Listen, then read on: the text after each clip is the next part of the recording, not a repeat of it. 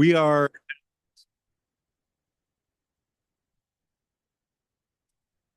welcome to the Board of Directors meeting for the Sacramento Metropolitan Fire District for Thursday, January 23rd.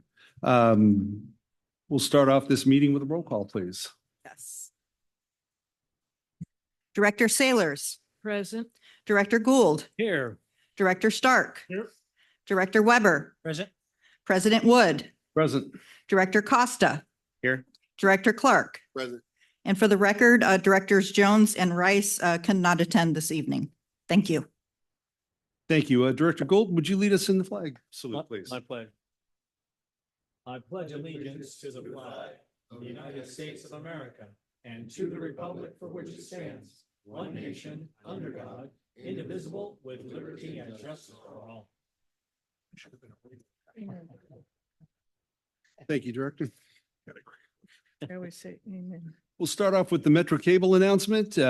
This meeting of the Sacramento Metropolitan Fire District is being recorded. The recording will become cablecast on Metro Cable Channel 14 on the Comcast and DirecTV UVerse cable systems. It can be found at metro14live.saccounty.gov, and it will be replayed at 1 o'clock on Monday, the 27th, and again at 6 o'clock on January 29, 2025. It's also available on Metro Cable 14's YouTube channel at youtube.com/Metro Cable 14. Now is the opportunity for comments from members of the public on matters on or not on the agenda. Do we have any speakers? Yes, I have one speaker form from John Briggs. Mr. Briggs, please come on up, come to the podium. You got 3 minutes.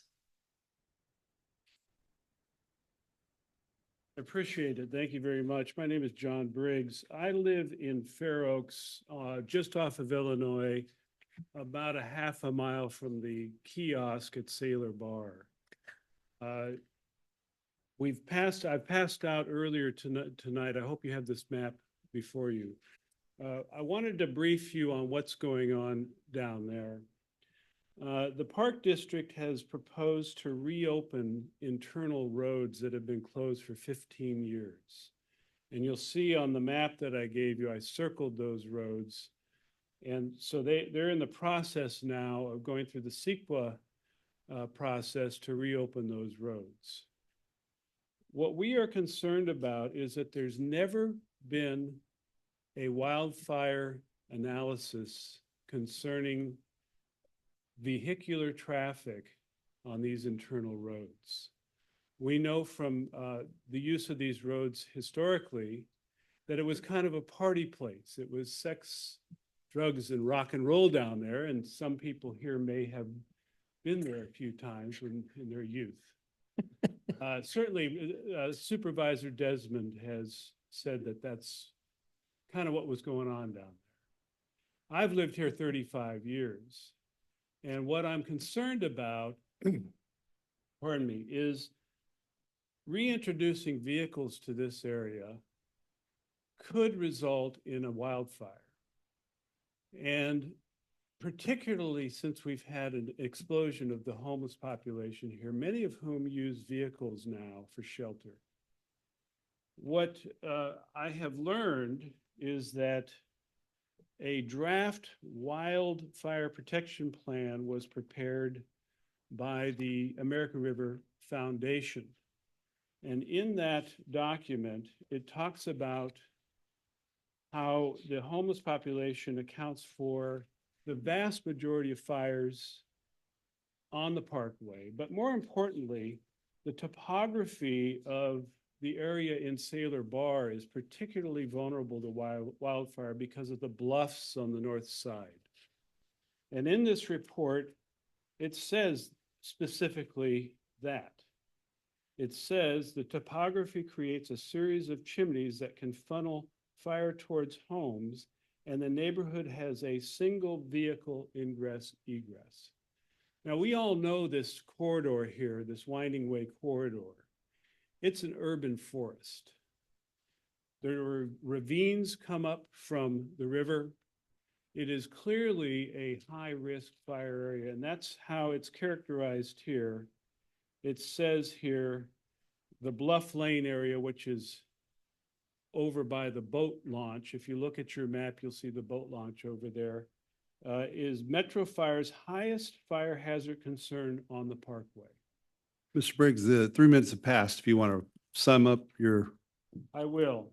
So the document that has been prepared by the Park District is called an addendum to the EIR.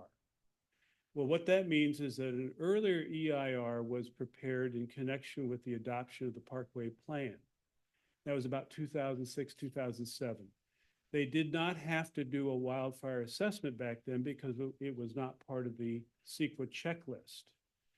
They say in the addendum, since it wasn't part of the checklist back then, we don't have to evaluate it now.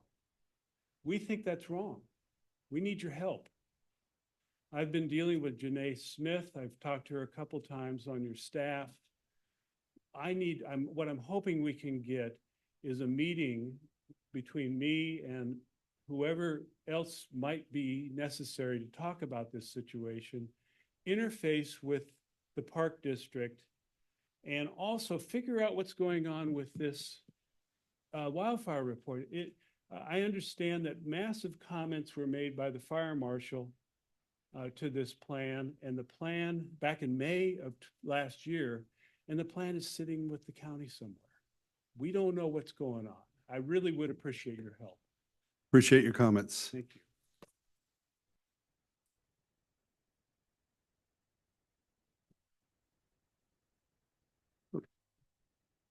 Moving on, we have a consent calendar. Does anybody have any questions on the consent? Director Weber. Could you just clarify for me, number 6? I'm foggy on the nomination of Captain Steve Mayer. Chief.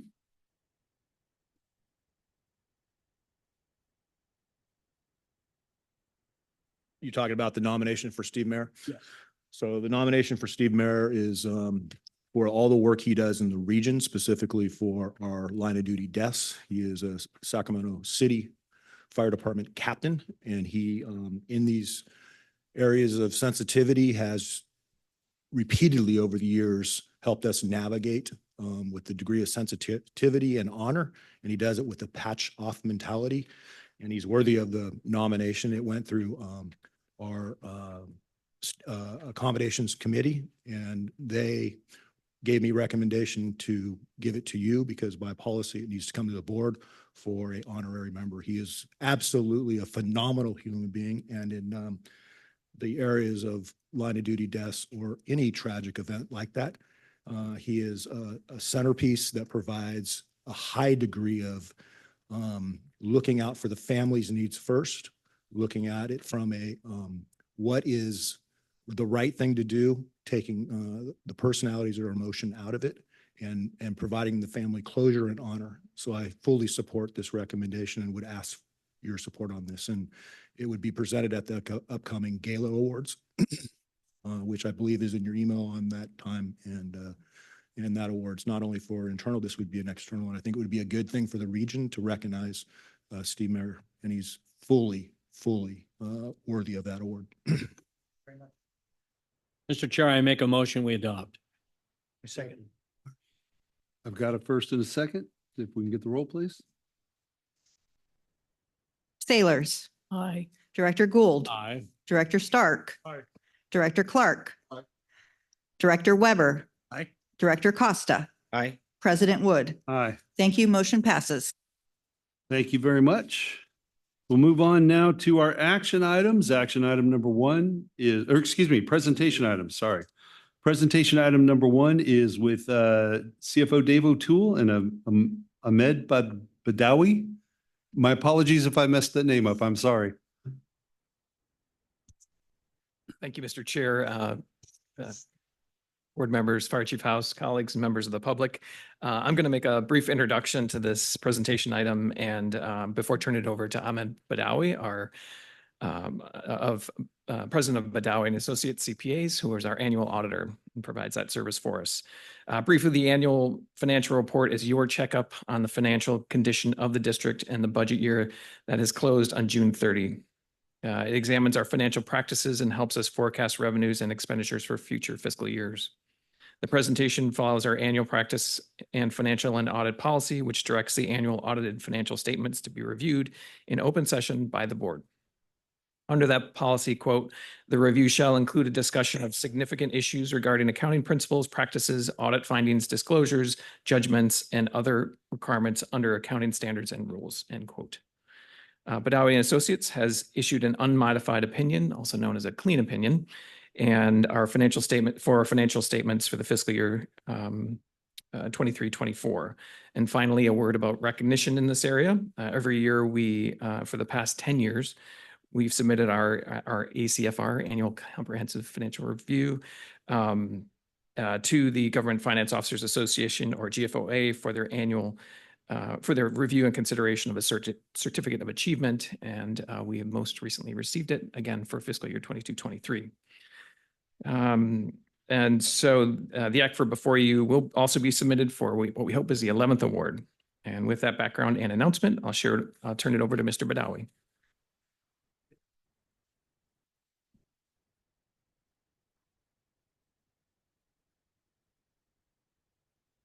Good evening. And I'm just trying to figure out how I can control my slides. Sorry. Do a bunch of things until it starts. Yeah. There you go. Okay. Sorry about that. So good evening, and thank you for inviting me to your meeting. My name is Ahmed Badawi. I'm the audit partner on the audit of the Sacramento Metro Fire District. Today, I'll present to you the results of the fiscal year 2024 audit. So I'm going to start by letting you know what the agenda for today. I will give you a brief overview of our firm and the engagement team that was assigned to the audit, the deliverables, and the scope of our audit, our audit methodology, very brief, obviously, areas of primary audit risk. I'll let you know the type of opinion we issued, some of the required communications as your independent auditor, and then obviously any questions that you have for me. I'll also give you a brief overview, of the new accounting standards that are coming your way. Very, very high level. I'm sure you're not going to want to get into the details with me, but I'm happy to if you want. All right. So as far as our firm and our engagement team, so this is just a very brief summary of our firm by the numbers. We have about 25 years of experience. I am the founder of the firm, and I spent most of my career in municipal auditing, over 25 years. We're very specialized in municipal audits. We have about 65 government audit clients. We have about 21 special district clients that we audit. We have about 30 employees. And luckily, we like to keep that number zero. We have 0 lawsuits, disciplinary action against the firm. As far as our engagement team, this was the composition of our engagement team. Like I mentioned, I was the engagement partner. We always have a quality control reviewer. This individual is in the background, reviewing my work, making sure that we adhere to professional standards. We had an audit manager and 3 professional staff assigned. We also have an IT specialist who assists us in understanding the controls embedded in the district computer system. As far as our deliverables and the scope of our audit, so we were mainly engaged to provide an opinion on the annual comprehensive financial report. In addition to that, because the district is subject to government auditing standard, we also issue a report on our consideration of internal control and compliance. The district is also a recipient of federal funds, and that requires a compliance audit we refer to as a single audit. I believe that the grant that was audited is a SAFER grant. That's the largest grant that the district have. We also performed and agreed upon procedures on the appropriation limit, also referred to as the GAN limit. And then finally, the communication with the governing body, which is a letter that we normally issue addressed to the board. And also what I'm doing today is communicating to the board as part of the scope of our audit.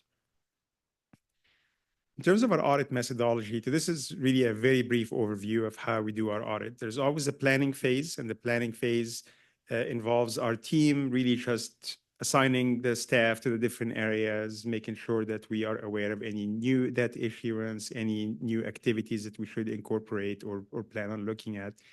The interim phase normally happens during the summer, and this is focused more on evaluating the processes and the controls are in place. We do a lot of interviews with district staff and make sure we understand what they do on a day-to-day basis, the checks and balances that are in place. Based on that risk assessment, we develop audit procedures to address those risks. So at the year-end phase is when we come in and we look at all your account balances and we ask for supporting documentation and audit evidence. And then finally, the final phase is issuing the audit opinion and any other necessary reports. We had some areas of primary audit risk. I definitely don't want you to be alarmed.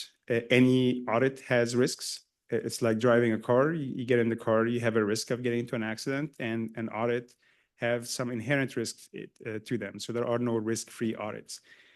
The first risk we identified was the risk of management override of controls.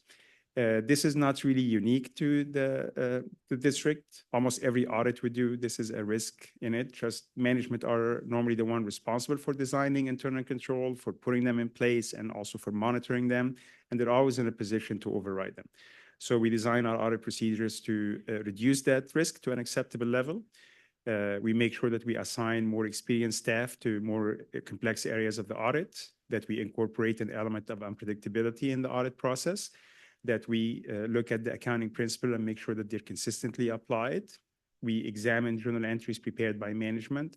We review any estimates prepared by management. We evaluate the rationale behind any unusual transactions. And then we also evaluate the appropriateness of fraud inquiries and so on. Another area of risk is the improper revenue recognition. So again, not unique to the district. Auditing standards actually require us to consider revenue to be an area of a higher risk. People by nature tend to like to have more revenues and less expenses. So it's just that we always assume that the motivation to inflate revenue is there. We rely heavily on confirmations from third parties. So obviously property taxes is the largest revenue, and we confirm that with the county and we reconcile it to the district accounting records. But we also do some testing and analytical procedures on other revenues as well. Pension and OPEB, just the dollar amount and the complexity of the accounting makes it an area of focus. So we review management journal entries recorded to account for those transactions. We communicate with the plan. We communicate with the CalPERS auditors. We obtain reports from them. We test the census data that is submitted to CalPERS. So every time the district process payroll, they submit information to the plan about the salaries and the rates and so on. So we test that data, make sure it's accurate and complete. So those are just some of the examples or some of the procedures that we perform in this area. And then finally, estimates. Estimates in any audit is an area of significant risk. So just wanted to give you an idea about what those estimates are. Estimating the fair value of investments, the useful life of capital assets. Pension and OPEB have actuarial assumptions and estimates in them. And then finally, claims liability. So those are some of the estimated numbers in the financial statements. In terms of our auditor's report, like Dave mentioned earlier, we have issued a clean opinion. Our audit, our audit report state the standards that we followed, and those are the generally accepted auditing standards and government auditing standards. We issued an unmodified opinion, and an unmodified opinion means that we believe the financial statements are fairly presented, that all estimates are reasonable, that all disclosures are properly reflected in the financial statements, and that all significant accounting policies have been consistently applied. Some of the required communications as your independent auditor. On this slide here, I'm just going to highlight to you our responsibility as the audit firm versus management's responsibility. We are mostly responsible for providing an opinion on the district's financial statements. We're also responsible for evaluating the internal control over financial reporting, evaluating compliance with laws and regulations, ensuring that the financial statements are clear and transparent. And then finally, we're responsible for communicating with the governing body. Management have a lot of responsibilities in this process. So even though we audit those financial statements, management still take responsibility for those financial statements. Our audit does not relieve management from its responsibility. Management also is responsible to establish and maintain internal control over financial reporting, make all financial records available to us during the audit process, establish internal control that will prevent and detect fraud, inform us of all known and suspected fraud, comply with laws and regulations, and then finally take corrective action on any audit findings. In terms of independence, obviously, we're called the independent audit firm. It is solely our responsibility to maintain our independence. We evaluate our independence against the AICPA rules, against the California Board of Accountancy rules, and we also evaluate any additional service that we offer the district to make sure that it does not impair our independence. We determined that we remained independent throughout the process. As far as timing of the audit, we believe that the audit was performed timely. We issued the report sometime in, even though today is January 22nd, but we actually issued the report about a month ago. So we believe that the audit was performed timely. As far as significant accounting policies, so this year there was one new accounting standards that the district had to comply with, and we made sure that the financial statements properly reflected that new accounting standard. I'm pleased to say that we had no difficulties encountered during the audit. This is a good and clean audit. The finance team really provide good documentation, very responsive to us, take the audit seriously, and we feel very good about the audit itself.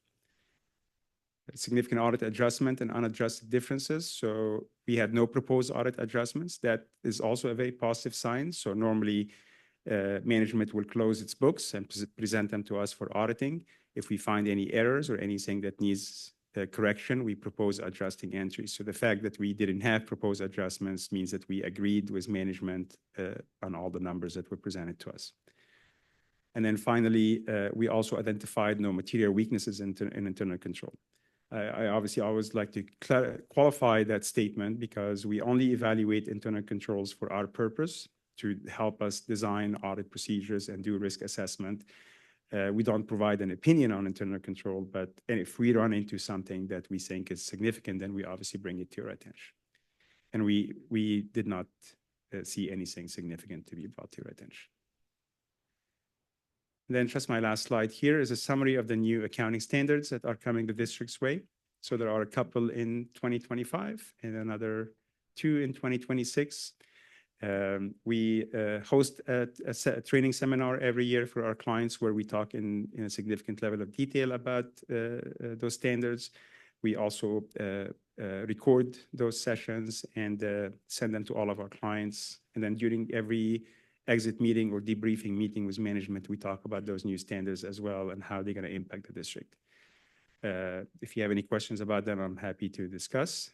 But otherwise, that concludes my presentation. So thank you again for inviting me and for the opportunity to provide service to the district. Happy to answer your questions. Thank you very much, Mr. Badawi. Great presentation, and the results say a lot about Dave, and Ron, your teams, and all the people that you work with you guys. So thanks for all the work you do to get these results. Any other comments or questions? Director Gould. Thank you. Thank you, sir, for being here. It's I think one of the most enlightening and fun evenings when you come and report or your team comes and reports, because really, if you look at it from our perspective, we take an oath to track this citizens' money very closely. And I think every time you come and show that our staff are doing an exceptional job, I think that really is one of the most fantastic things for our constituents to hear. There are so many special districts that go into the toilet because of financial mismanagement and all that, that every time we get these awards and everything, it really is telling the community that we take your trust in us serious. You showed your first slide where it talked about your 25 years and those things. And I think it said 21 districts. Yep. Just my nature, where do we rank? Come on. Well, Come on. financially or No, you can do from it. operationally. I don't care about, we got 21 competitors. I think we're at 11 years of an unqualified report. We get awards. There's probably not a room big enough to hold all of the accounting awards. So come on, just do it. Just tell us. 21. Well, Ron was just telling me that he's getting an award for getting too many awards. So there is like, So you said we're tops. That's excellent. Thank you. Yeah, But anyway, in all seriousness, sir, I think it's really fantastic that we work in an independent special district, that we have significant trust in our community, just in our annual budgets. And not to mention what happened for us during the most recent election. I think the constituents in our community need to know that we take their trust extremely seriously when they pay their taxes and we then are blessed to use it. We're doing it right. We're doing it consistent. They can't find things that we're doing that are inappropriate, and that should resonate in our community in a major way. And I appreciate you telling us that we are top of that 21. So thank you very much. Thank you, Mr. Chair. I appreciate it. Thank you, Director. Anybody want to follow up, Director Gold? Thank you. Thank you, Mr. Badawi. Thank you for having me. Thank you. Moving on to presentation item number 2. Welcome back. Good evening again. I have the pleasure tonight of presenting this year's community annual report, which I understand you have before you, and I will also hold up. Looks like this. Let's see. Much of the information in the CAR is extracted from the ACFR, the ACFR we just heard about. And it provides accessible and easily understood financial information from the ACFR and for the general public and anyone who doesn't have a background in public finance. Makes it digestible. Interspersed in this short 14-page report are a history of the district, unusual facts about the district, and we have a special focus this year on special operations. So we've got the dozer, boat, water rescue, copter, hazmat, aircraft firefighting, search and rescue, UAV, tactical EMS are all part of what makes Metro Fire so unique and effective, enabling the district to operate as an all hazards response unit. Finally, the district received its 6th consecutive award for outstanding achievement in popular annual financial reporting from the Government Finance Officers Association, same organization that gave us the award for the ACFR, for the CAR covering the fiscal year 22-23. And that is described on page 13 of the report. Again, like the ACFR, this year's CAR will again be submitted to the GFOA for consideration for perhaps our 7th award.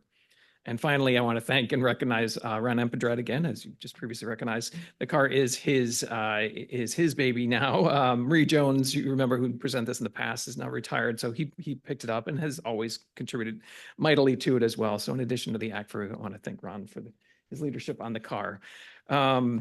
And subject to your question, that concludes my presentation on the CAR. Standing. Thank you, Mr. O'Toole. Yeah, I'm glad you gave Marie some credit in absentia here because she did start this off with quite a bang. And Ron, thanks for picking this up and continuing that good work. Do we have any comments or questions from the board? Only that Ron needs to stand up so he can be seen on television. He snuck in here while you're a freaking genius. You gotta get closer. All right. Thank you so much. Thank you. All right, moving on to action items. We have 2 of them. The first of them is Deputy Fire Marshal Amy Nygren. Welcome. Good evening, President Wood, Board of Directors, Chief House, Executive Staff, colleagues, community members. Amy Nygren, I'm the Deputy Fire Marshal in the Community Risk Reduction Division. Let's see. Today, I'm going to review Senate Bill 1205, review our inspection staffing, our state mandated inspections, and then our compliance with SB 1205. What is SB 1205? This is an annual report that we have to provide. It went into effect September 27th of 2018 and has been codified in the Health and Safety Code. It requires us to report out our compliance with state mandated inspections to our governing body. So these are state mandated inspections. The state requires us to do them. They do not provide funding for us to do those inspections. It also requires the governing body to acknowledge receipt of that report and to ensure that the fire prevention resources are available for the activities. Our current inspection staffing, we have 3 supervising inspectors, 1 code enforcement supervisor, 1 new construction supervisor, and 1 that leads the training division, or CRD. We have 14 inspectors, 14 that are funded on our pad, 7 inspector 2s. However, January 2nd, we did have 1 resign. She wanted to be a stay-at-home mama. So we are short 1 inspector 2. And then we have 7 inspector ones. We do have one that has been assigned to the fire investigations unit for long-term vacancy that's there. So we are short on one of our inspector ones at this point. We did have one fire inspector added to the pad last year, but because we have had some of the additional vacancies, we have not been able to fully realize the benefits of that additional inspector. We do have 3 plan intake specialists that cover the city of Citrus Heights, the city of Rancho Cordova, and then here at admin. So our state mandated inspections, we are required to complete all e-inspections, so public and private schools, as well as anything with more than 6 or more children for educational purposes. And you can see there are all the inspections or the locations that we have within our jurisdiction. In addition, we have to do all the residential occupancies, commercial residential occupancies, our hotels, motels, apartments, and any residential care facility housing more than 6 clients.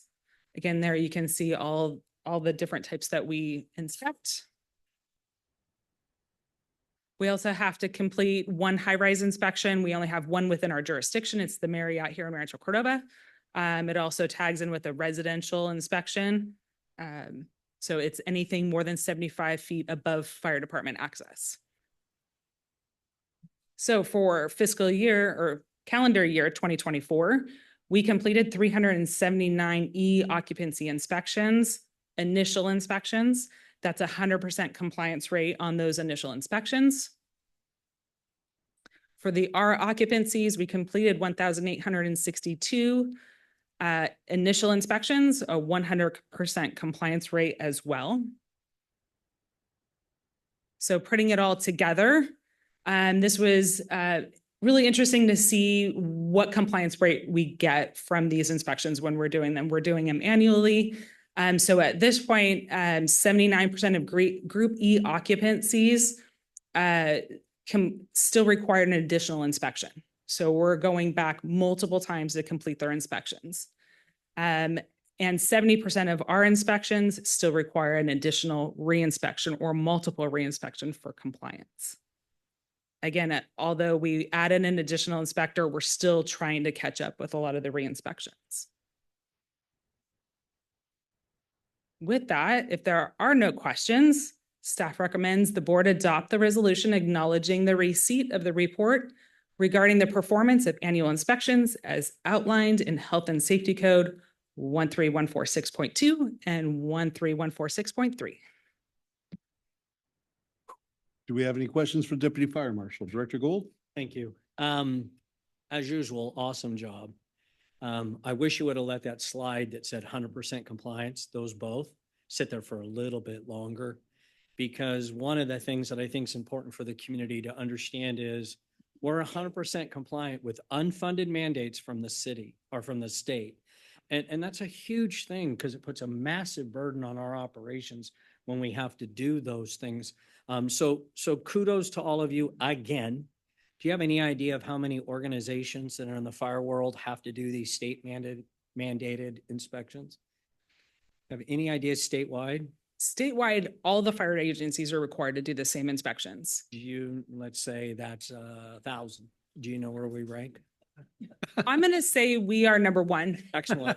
I mean, well, we can just move on. Yeah, That's all I really want to do. no question. But I think that that's an important thing to understand as well is, so we're not only doing what's right by the community by taking care of their money, but when we're mandated to go into these facilities, which we know there's a history of them burning down and killing people, we're 100% compliance to make sure that we're inspecting and doing everything we can to drive down that risk in our community for our constituents. And that's just another example of how wonderful this organization is in doing those things. And kudos to all of you. I guess my only concern is that when we have to go back the 3rd and 4th time for compliance, at what point do we make that individual, that organization bear some of the cost? I get the first and maybe even the second responsibility, but when we have to keep going back and badgering them at some level to be compliant, when does the stick come out? So it is on the third inspection. So the second re-inspection, there is a fee assessed. Excellent. So we do that and we focus heavily on the education. So when we're out doing the inspection, it's just not, this is what you need to do. It's why you need to do it. So they have a lot of understanding as to where the requirements come from. Sometimes students just don't get it. What we're seeing a lot too is like apartments. We see a lot of turnover with the management and the maintenance staff. So that can be challenging because it's different every time and Sure. not everything is passed off. But again, absolute kudos to all of you for the hard work that you're doing to ensure that the citizens of our district are, in my mind, maximally safe because of the work you all are doing. So thank you very much for that. There you go. You're getting it. Right? Really good. Thank you, Mr. Thank you. Chair. All right. Does anybody have any other comments? Anyone want to follow Director Gould on this one? All right. We do have a recommendation from staff. If anybody would like to make a motion, second? To adopt a resolution. Second. Got a motion, a second? Can we get the roll, please? Yes, Director Sailors, Aye. Director Gould, Happily, aye. Director Stark. Aye. Director Clark, Director Weber. Aye. Director Costa, Aye. President Wood. Aye. Thank you. Motion passes.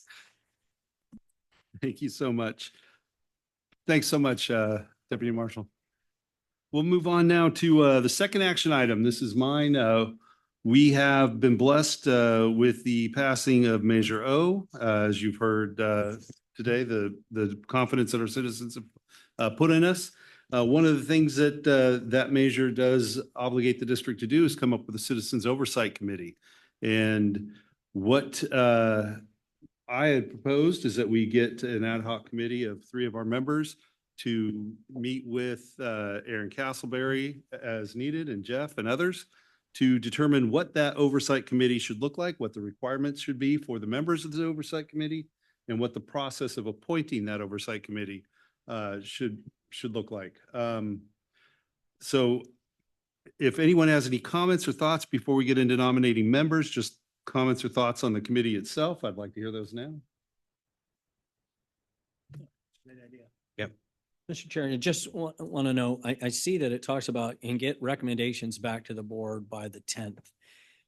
That's a soft date? April 10th. It is. Okay. It Okay, is. Great, because I'm just hoping that as we dive into that rather large endeavor and incredibly important endeavor, I mean, you know, you're talking 2 and 3 budget cycles almost that we're talking about.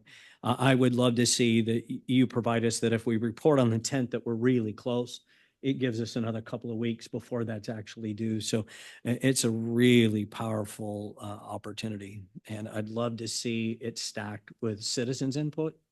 If I could just chime in on what I think the overall look of that would be, and maybe we would consider inviting our contract cities to suggest names as part of the representation from those groups. That would be part of that. You're getting to the next step. Got it. Yeah, as far as what the committees, the oversight committee would look like, that's what we're Only asking tonight. the ad hoc to go Yeah. figure out. Okay. Tonight's just the ad hoc that we're going to go send 3 of our members off to Put go them together. come up with a plan, which would include reaching out to our Good. cities. It would include what type of people, where we should go, what that composition is going to look like. Excellent. So that's the plan. The April 10th date is a light date or a soft date, like you said. We wanted to have something in there so that the committee or ad hoc committee would be able to target as a Sure. completion Yeah, date. Great. But if they do need additional time, certainly they would just report back and tell us Sure. they'll have their recommendations at a future date. So my initial recommendations were to, I had spoken with Director Jones. She's willing and able to take a part of this. I've spoken with Director Weber. He's willing and able to take a part in this. And I was remiss in not talking to a third person. So if there's somebody else that would like to either nominate themselves or someone else. Director Sailors? You want to be on it? Okay. Then I would nominate Directors Weber, Jones, and Sailors. If we can get Have a a motion second? on that. I'd like to make a motion. Second. Okay, I'll call the roll. Director Sailors, Aye. Director Gould, Aye. Director Stark, Director Clark, Director Weber, Aye. Director Costa, Aye. and President Wood. Aye. Thank you. Motion passes. You guys get t-shirts?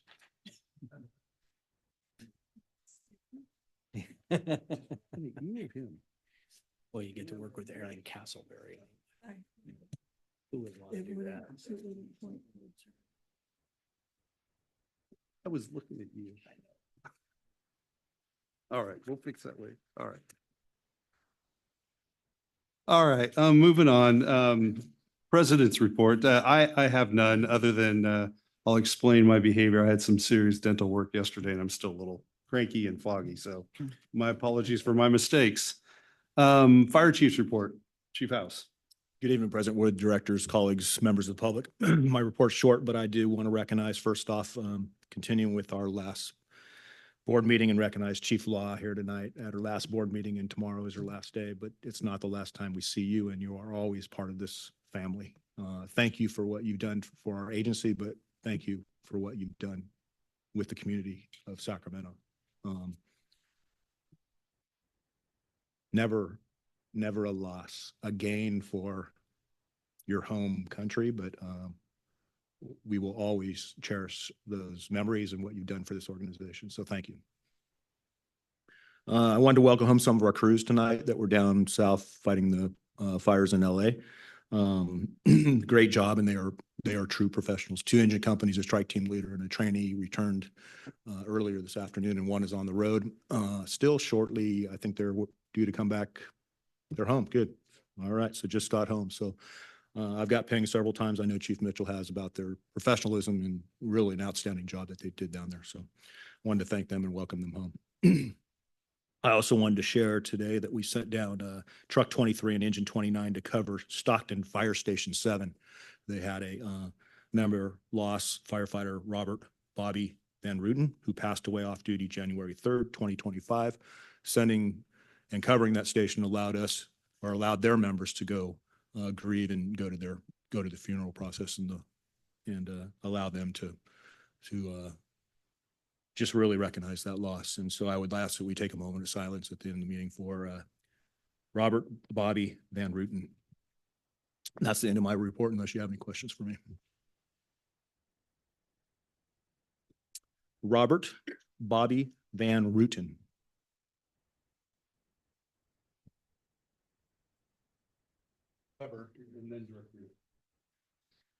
Hello, Chief. This is off topic, but I think it's important we revisit this. And it reminded me of the Deputy Fire Marshal's report.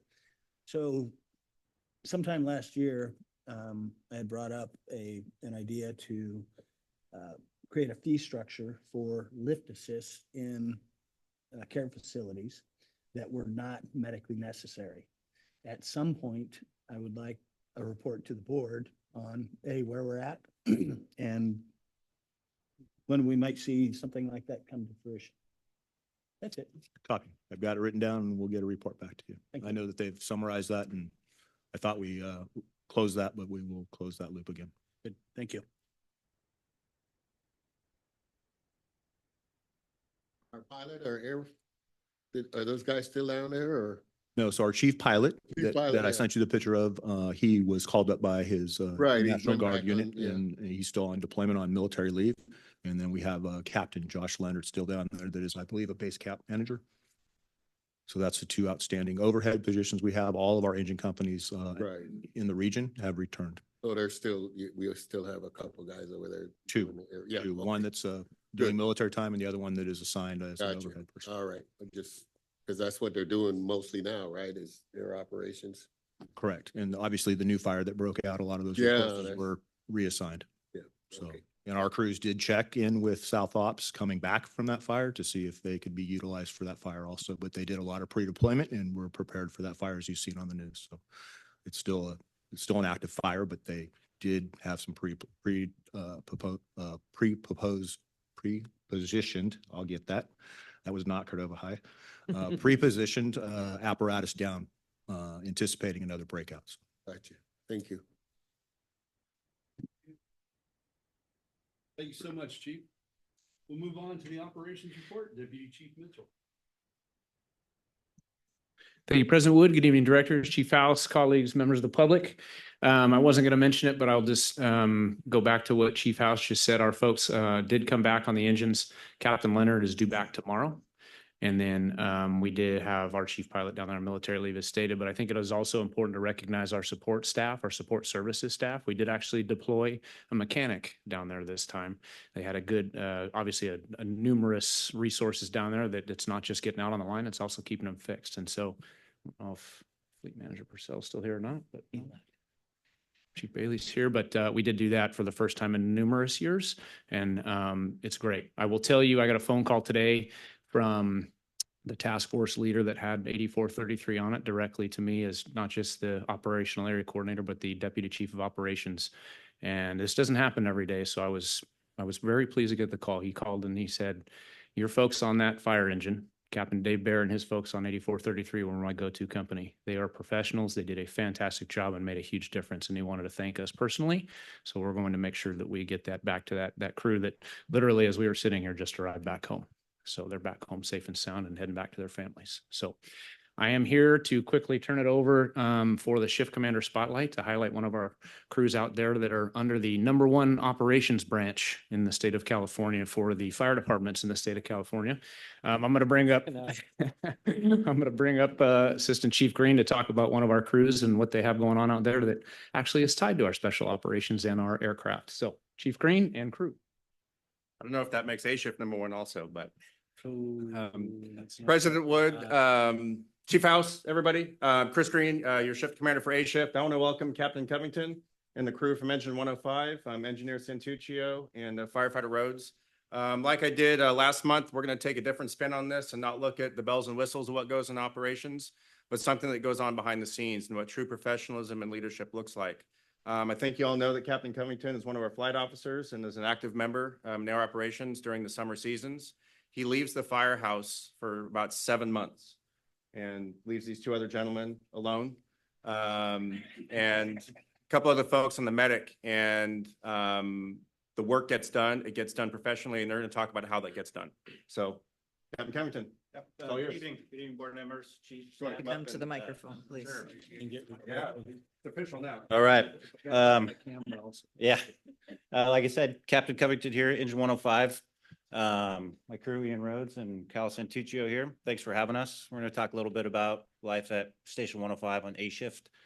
So all risk agency, we have to wear a lot of hats. So in the winter, I'm wearing a fire helmet, working on the fire engine. And like Chief Green said, during the summer, move over to air operations, working on the helicopter, wearing a flight helmet. I'll talk a little bit about just one particular day on the helicopter. I'm sure Chief Graff remembers. June 16th was a red flag day. Copter 1, we responded to, it was a real small vegetation fire on the parkway, a little island. I think it was a 20 by 20 foot fire. We were able to put it out real quick with a few drops, and we're orbiting overhead, awaiting boat 8 to come overhaul the fire. And we saw a small column off to the south. So AC-24, Chief Keeley was command of the Parkway fire. So I told him, hey, we'd like to clear and go check out this small column. We called it in. It was we asked for red flag dispatch on it was about a 2-acre fire at that time, but a lot of potential. We recognized that there were going to be some homes threatened and started a big response. It hadn't been dispatched yet. It was located off Excelsior Road. I think the call we had it called it in at about 11:47. Once some units arrived on the TAC channel, we gave a good report on conditions. So one of the values of the helicopter is we have a really good situational awareness up there in the air. So we can see the potential of what's threatened down the road. And it's a lot easier to look down at a fire and know what's going to happen than on the side of the road, just looking out at it. So with that situational awareness, we're able to relay to the incoming crews a good report on conditions that this fire had potential for over 500 acres with some homes threatened along the Jackson Highway. Chief Kiley heard the report, and he was able to notify CAL FIRE early, request a big air asset response. So we had air tankers, DC-10s dropping on this. And we were able to I believe when we flew with Chief House doing a survey towards the end of the fire, I don't think any homes were lost. And without that early intel, I think it'd be very hard to save those homes over there. So command units were able to get a bunch of ground resources to protect those homes. And that was I think it was a 900-acre fire. Crews were working real hard. We flew 3 fuel cycles on it. So it felt like we made a real good difference on that call. So while I'm gone, 6 months, 7 months out of the year, the firehouse still has to run day-to-day operations. I'm very fortunate to have Cal Santuccio and Ian Rhodes holding down the fort while I'm gone. All the day-to-day things need to still happen. They're members of the hazmat team, rescue team. So a lot of coordination, planning needs to happen. And I feel very comfortable that these gentlemen respond and serve the people of 105s professionally, keep the day-to-day operations moving, and they do a really great job at it. So all of the recruits are told leadership at all levels when you go into the fire academy. So I think these guys are a great example of that and how we do it every day. So thank you. Thank you. Any questions for Ken?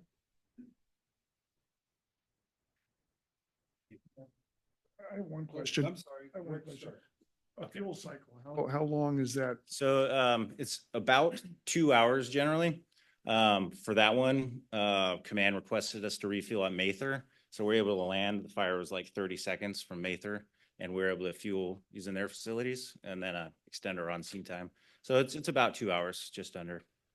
So I think there was more fires that day. I think I logged like 8.1 hours that day or something. It was a long day, so it's pretty rare. No problem. Thank you so much. No problem. Thank you. Unless there's any other questions for me, that concludes the operations report. Thank you so much. Thank you. I am told that we have no administrative report or support services, so we'll move on down to 522 report. Captain Scollard.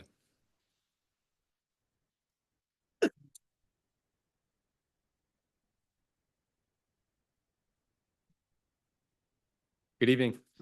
Actually had no report as well, but then I just got a text message, so I guess I got a report now. So good evening, Board of Directors, Chief House, executive staff, members of the public, Sean Scollard, Metro Fire Vice President for 522. 2 things that I wanted to just talk about this evening. Thank you for Chief House making the recommendation for Steve Mayer for our honorary member of Metro Fire. If anybody hasn't had the opportunity to work with Steve Mayer, he is phenomenal. He truly does embrace that patch off mentality. Anytime that I've been around him, he never talks about the city, never talks about Metro. He just talks about being there for all the membership. So, and that extends to agencies outside of 522 as well. So he is a 10. He is a fireman's fireman, and I'm super happy for the recommendation and for the approval from the board on that. So thank you very much. CJAC orientation happened. So thank you to the board support. Thank you to the help from the organization on that. We have 22, let me see, let me get the numbers right. 19 MMPs, 6 firefighters that are going to be attending the CJAC paramedic program. So that's fantastic. That's going to give us 25 additional paramedics in the organization, which I think all these folks out here can say will definitely have an impact and help. So that'll help increase operations and help impact adding services out there to reduce call volume, all those things. So it's a big win. I know that we got started on this thing early, and there's organizations up and down the state that are asking CJAC how they can do it now. So we have a shoe in, so we're still trying to secure that for the next round. But thank you for your support. That's all I have for the evening, unless you have any questions. Any questions for Captain Scollard? Director Weber? Question, but a statement. So what I'm hearing is we have an inside man now working for the city of Sacramento. Thank you. Thank you. Answer. Thank you. I'll defer to the fire chief on that one. Yeah, an answer. Thank you, Captain. Oh, Director Stark. I want to thank Local 522 for having the skin cancer testing a few months ago. I was able to take advantage of that. And as you can see, I discovered that I had a minor skin cancer and got it taken care of. And I want to thank your organization for setting that up. Absolutely. That's collaboration as well. Like we do that together. And I guess the only thing on that note to add is we had a super productive work comp ad hoc meeting this evening. Director Sailors and Director Weber were there. And again, we are moving in the right direction. It's, again, not as fast as I think many of the membership would like to have happen, but we are moving in the right direction. And it's only getting better. So we have some areas that we're going to continue to work on, but I assure everybody that it is very proactive, beneficial, and we're making this place a lot better. Thank you. Thank you. All right, moving on, committee and delegate reports. The executive committee has not met since we last met, and we do not have an agenda, anything on the calendar in the near future. Comm Center JPA, Chief Bailey. Communication Center met on the 14th of January. We have no action items. Our next meeting will be here at Metro Fire on January 28th at 0900. Thank you very much. Finance and Audit Committee, Director Jones isn't here. Would that be Director Clark? Yes.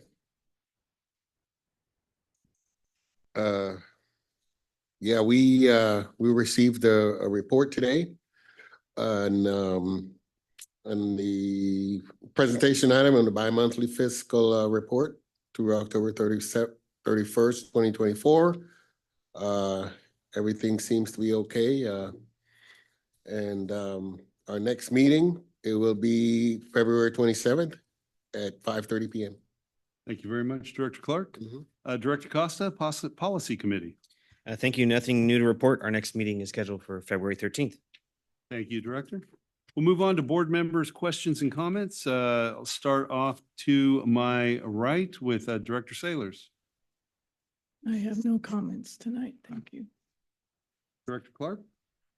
Yes, I just want to thank the men and women of Metro Fire for their professionalism and thank the guys that went down to, guys and gals, that went down to Southern California to help our fellow public in need. And I also want to wish Fire Marshal Barbie Law Godspeed on her new assignment. Thank you, Director. Director Stark? I would second what was just said, and thank you. Thank you for your service to the district. I'm sorry I didn't get to spend more time with you, but Godspeed, as he said. And Director Gould, did I get you? You just did. All right, Director Gould. Barbie, we've said it last time and we'll say it again that, you know, it's a major loss for this organization, just the quality that you represent. I still think that when we adopt Canada as our 51st state, it will get you right back. So I'm not really too worried about that. But you truly, honestly have done this organization so much good that will never really even be understood, from patient care to leadership. I think tonight's presentation by your team just shows exactly what kind of leader you are. And when we have those kinds of percentages, it just directly leads back to the leadership. I'd also like to take a couple of minutes and just thank any individual in our organization that deals with our public. We saw a good example of that in your plan checkers that deal face to face with those folks that don't have an emergency necessarily and come in contact with Metro Fire. Thank you to all of them, whoever they might be. That we don't recognize enough. We really appreciate all of their work as well. And then just finally, I just can't go without saying to our financial team, you make us so proud as elected officials because I can't think of a more important role that we play than the oversight of the funds that are so difficult to come in contact with and to ask for. And I think if we really think about Measure O and how that was so successful, it's not just the politics and the work that was done by the men and women and everybody involved, but it's the overall feeling that the community has about the safety they have with Metro Fire controlling and monitoring and spending the funds that directly impact the quality of their lives. I don't think that would happen as much as it did without a long, long history of financial expertise and financial excellence, frankly. So thank you to everyone involved in that process, because as one elected official, I can tell you, I can rest easy at night when I know that I think one of my primary responsibilities as an elected official is to ensure that there's no fraud, that there's no thievery, that we take this honor carefully. And so thank you to all of you for all the hard work and the overtime and the time that you spent. These documents are incredible. These public presentations are incredible when you think about how fortunate we are as an independent special district. I remember a few weeks ago in my tenure here where we had a list of things that these experts told us to do. And we quickly and vigilantly went after those because they weren't intentional deficits, but they were deficits. And we took that so seriously and we cleaned up that part of it because, things had changed. And it is just, I think it's such a rare experience when you see an independent special district have the kind of long-term financial stability that we do. I don't think it has anything necessarily to do with much of us. We approve things, but thank you to your team and thank you to everyone involved in that. I truly, from the bottom of my heart, thank you for that because that's a big deal to an old guy like me. Thank you. Thank you, Mr. Chair. Thank you, Director. Director Weber? I think President or Mr. Gould neglect to say number one in the area, the region, state. Congratulations, Chief Law, again. You've been a very impactful individual in every aspect of your job since you've been here. I think it speaks volumes that you have the amount of people that showed up for your retirement today. It wasn't just badges. I mean, there was a lot of fogs in that room as well. So that's a testament to you personally. And again, I thank you very much for everything that you've done. The only thing that I'm sad about is the fact that you've already failed in retirement when you haven't even started it yet. But best wishes to you. I know you'll do tremendous up there. And the last thing I request that I do not follow, Mr. Gould again. Director Weber? Just spoke. I don't know why I can't. Everybody is Director Weber to me today. I'm sorry. Director Costa? No comments. Thank you. All right. I just have, I'll echo what's already been said, and our next meeting is going to be after the firefighters fill the boot for Burns Drive. That happens every year in February up at Citrus Heights, Sunrise Mall area.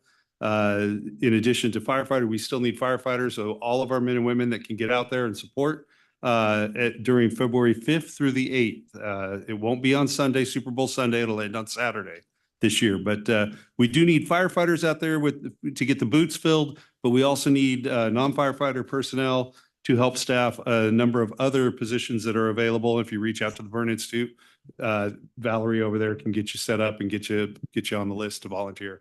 But we should be, we're the biggest agency in this region. We should be the biggest agency represented out there. And so look forward to seeing a big turnout from Metro at that event. And so with that, we'll move on. One other thing I did want to say, Parker, you and your team continue to do great work with getting the word out of what our men and women are doing in LA.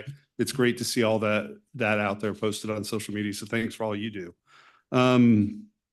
But with that, we will close this. There will be nothing to report afterwards. So hopefully everybody will be gone. Before we all leave, we will have a moment of silence for Stockton firefighter Robert Bobby Van Rooten.